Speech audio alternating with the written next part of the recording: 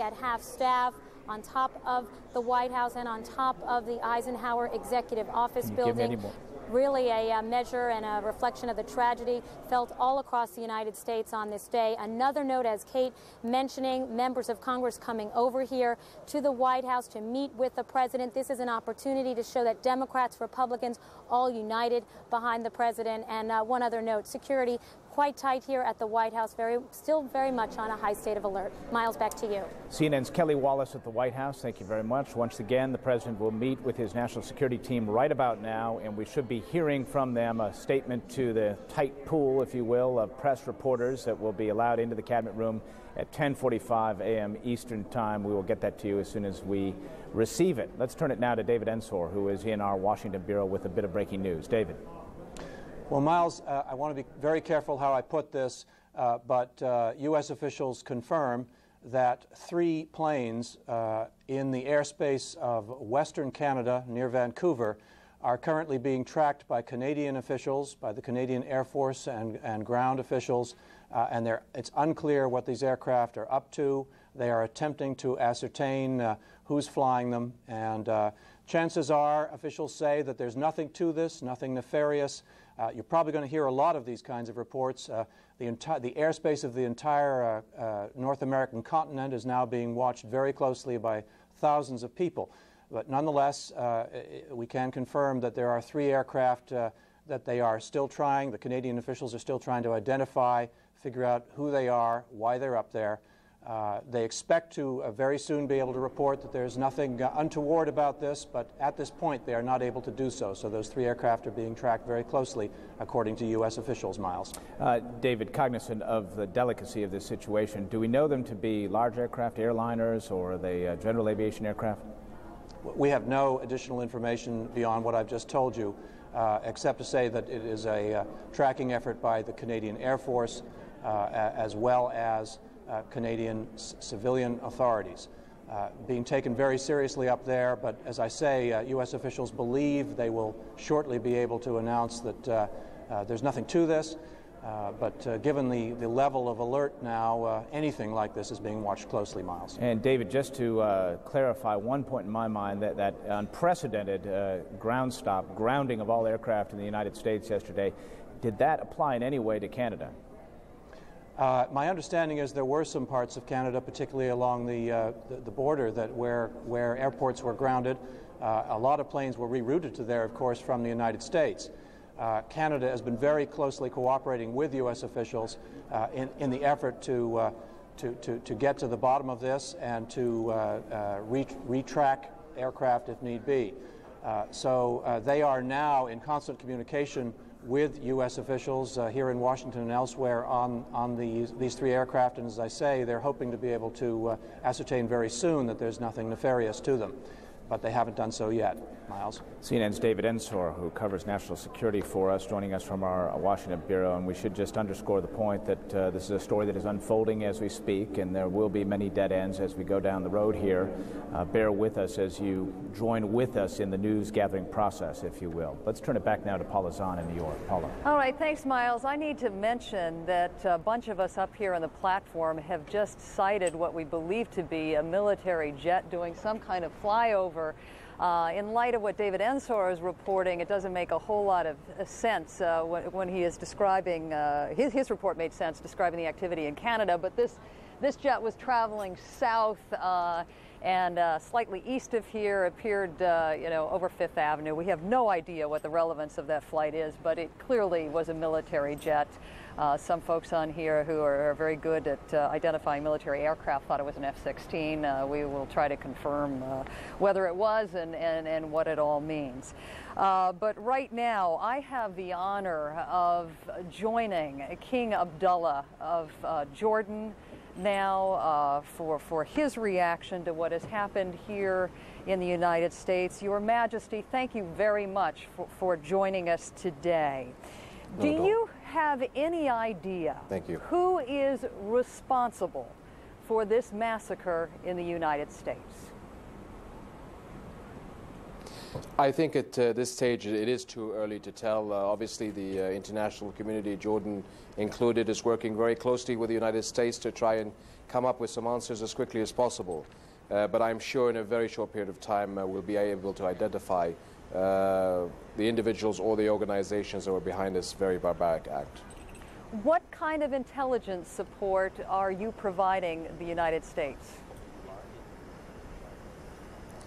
Well, many countries in the Middle East, as well as further afield, are working closely together with the different agencies in the United States to compare information. And this is not just because of the crisis. This is something that has been going on for many years. But obviously, everybody's in their offices working night and day to try and get to the bottom of this horrendous crime as quickly as possible. And in what way is Jordan attempting to combat terrorism right now? Well, obviously, Jordan has been working very closely with the United States for many years due to the unfortunate experiences that our country have gone through. And we have a very close working relationship between the security services, the intelligence communities of both countries. But again, I think you must understand that on combating international terrorism is actually a combined effort by many countries all over the world, and we're just part of that effort.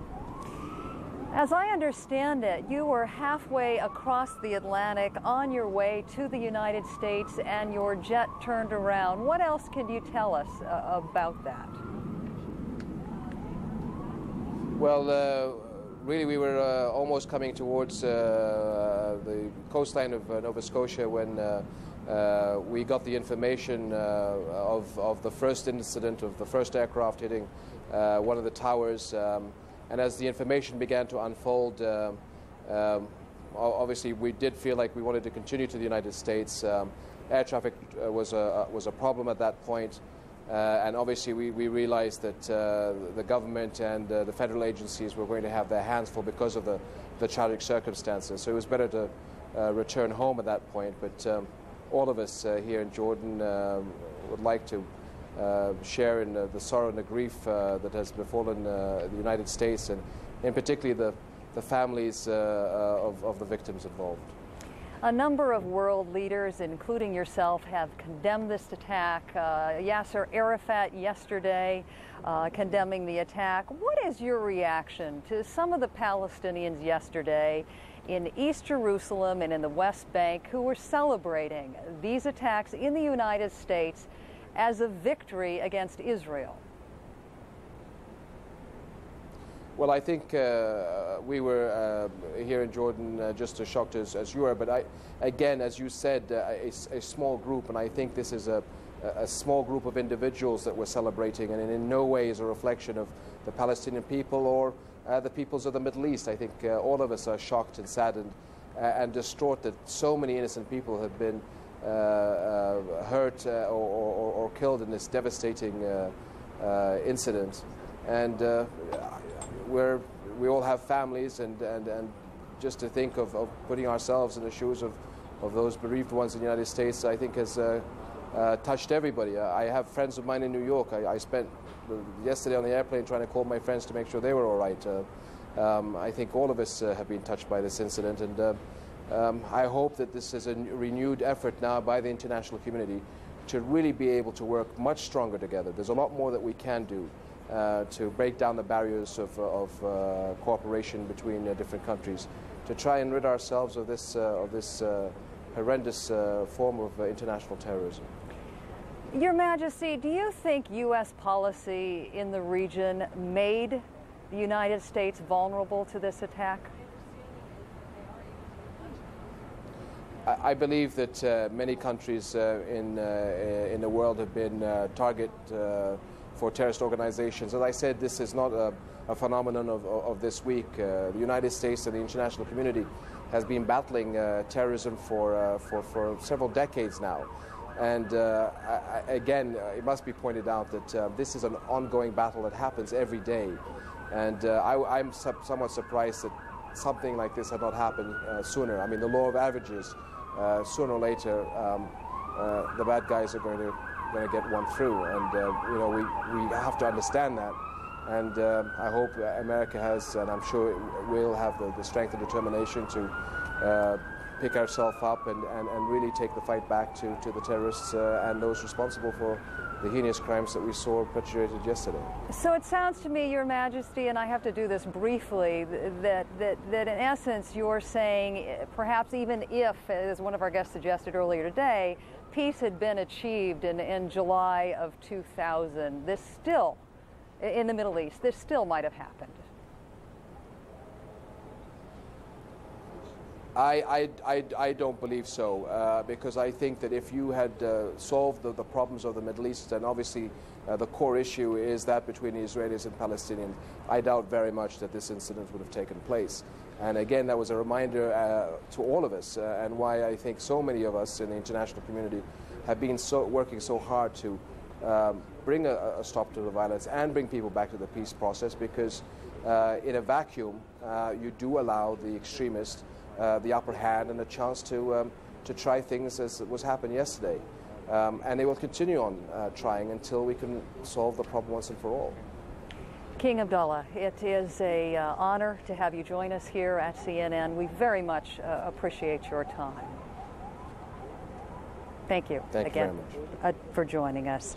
Right now we're going to head back to Atlanta, where Miles O'Brien is standing by. Miles, there's been a flurry of siren activity down below. We have no idea, again, what the significance of that is, or the significance of the military jet that made a pass over south early this morning, but we'll try to figure out what all that means and bring that information to you. All right. Paula keeping us posted from New York. The Pentagon was built immediately after World War II and then stood impervious during all those Cold War years. And today, at least one face of it lies a charred ruin. Several hundred people killed as the third aircraft to strike hit yesterday morning. Ken Bacon is a former Pentagon spokesperson. First of all, thanks for being with us. And if you could just share with us your reaction to what you've seen unfold. Well, I was horrified like everybody else. Friends of mine were in that building, but I think the most important thing to focus on today is that the building is still operating. I understand that 2/3 of the 24,000 people who normally work in the Pentagon are there today carrying on operations, and I think this is a strong symbol of American resolve and resilience. The attack, obviously, a strong symbol of the defiance of these terrorists. This must in some way shake and rattle the people who work inside that building and all the people they represent in the U.S. military at large. Well, of course, literally and figuratively shake and rattle, but the fact of the matter is that the people who are in the military today serving our nation understand that they're at risk. They understand this when they join the military. This is not the type of risk they anticipated, but they anticipate that they will face risk. I think that the important thing is that they're back at work, they're ready to do their job and respond to any instructions they get from the President. As we look at some pictures from lower Manhattan today, as the effort begins there, hard to even comprehend the amount of the Herculean task that lies ahead to find possibly additional survivors and then, of course, just begin the forensic process. I'm curious, you've been privy to the behind-the-closed-door meetings that occur in the wake of something like this. What's being said? What's being laid out on the table as the options for the current White House?